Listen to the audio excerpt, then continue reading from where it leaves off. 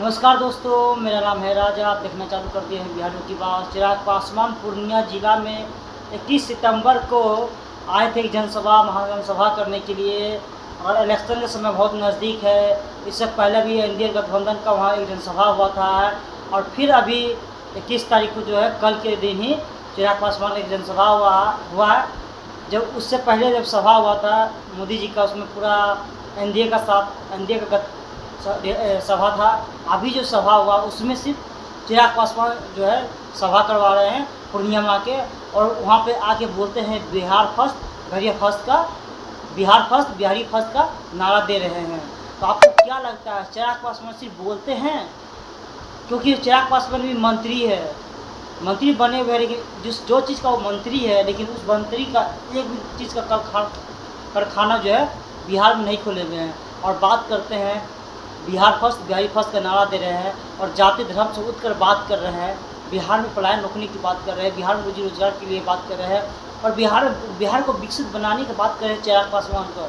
तो क्या लगता है, चिराग पासवान सिर्फ बातें करते हैं क्या कुछ हल बोलते हैं? वो उनकी एक बात आपको सुनाते हैं, लेकिन आज हम लोगों को ये पूछने की जरूरत है कि क्या कारण है कि भैया आजादी के लगभग 80 साल के बाद भी क्यों हमारा प्रदेश एक विकसित राज्य नहीं बन पाया, जबकि भारत एक साथ आजाद हुआ, भारत के तमाम प्रदेश एक साथ आजाद हुए। तो क्या कारण है कि कहीं दिल्ली बंबई जैसे चमचमाते शहर बने और वहीं हमारा बिहार जो आजादी के 80 साल के बाद भी आज भी एक पिछड़ा राज्य कहलाता है?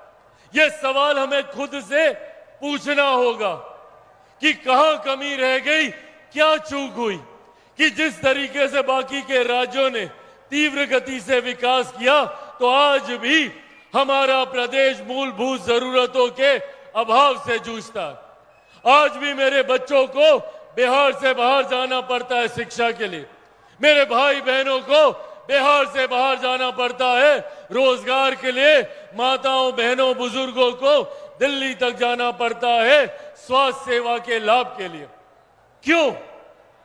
ये कारण जब तक हम समझेंगे नहीं, तब तक सही मायनों में विकसित बिहार का निर्माण हम लोग नहीं कर पाएंगे। और इसका सबसे बड़ा कारण है जातीय व्यवस्था, जिसने बिहार और बिहारियों को सिर्फ बांटने का काम किया।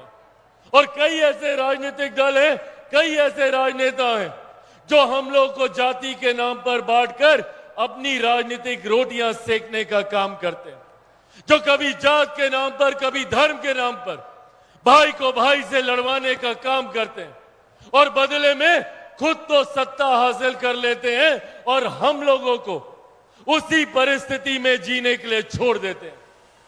आज बिहार से निकला हुआ युवा दूसरे राज्यों में जाकर, दूसरे देशों में जाकर बड़े से बड़े पद पर विराजमान है, बड़े से बड़ा व्यवसाय कर रहा है। बिहारी हर क्षेत्र में आगे है। आप मीडिया हाउसेज में चले जाइए, बड़े पदों पे आपको बिहारी मिलेंगे। आप कोई बिजनेस घराने में चले जाइए, बड़े पदों पर आपको बिहारी मिलेंगे। अधिकांश आईएएस आईपीएस ऑफिसर्स बिहारी हैं। तो क्या कारण है, जब बिहारी इतना आगे, तो मेरा बिहार इतना पीछे क्यों छूट गया? लेकिन इस बात सोचिए आप भी, क्या चिराग पासवान सिर्फ बिहार में राजनीति करते हैं, बिहार से, या चिराग पासवान सिर्फ बिहार से राजनीति करते हैं या बिहार के लिए राजनीति करते हैं? आप जब खुद जानते हैं चिराग पासवान सिर्फ बिहार से राजनीति करते हैं, बिहार के लिए राजनीति नहीं करते हैं। क्योंकि उनको भी अपने पिताजी की तरह एक मंत्री बन के मज़े में रहना है। जिसको सच में बिहार के लिए करना होता है वो सिर्फ बिहार के लिए करता है। उनको मंत्री भी नहीं चाहिए, नहीं हमको मंत्री नहीं, और मंत्री बना भी है बिहार में, जो चीज़ का वो मंत्री बने हुए हैं बिहार में, कंपनी फैक्ट्री भी वो लगाते बिहार में, लेकिन एक भी नहीं लगाए हुए हैं। बताइए, बिहार से, और बोलते हैं बिहार को विकसित बनाने की बात कर रहे हैं। बिहार को विकसित कैसे बनाइएगा? बिहार में आप जिस चीज़ का मंत्री है, कम से कम उस चीज़ का भी कंपनी बिहार में लगवाइए। जो बंद है, आपकी सरकार है, उसे चालू करवाइए। बिहार में 15-20 साल से आप ही लोग की सरकार है, क्या करें आप लोग? फिर बिहार को बोलते हैं बिहार फर्स्ट, बिहारी फर्स्ट का नारा देते हैं। भैया, आप लोग इस लोगों से डर के रहिए, समझ के रहिए, सोच समझ के ही वोट दीजिएगा। देखिए क्या कुछ बोल रहे हैं।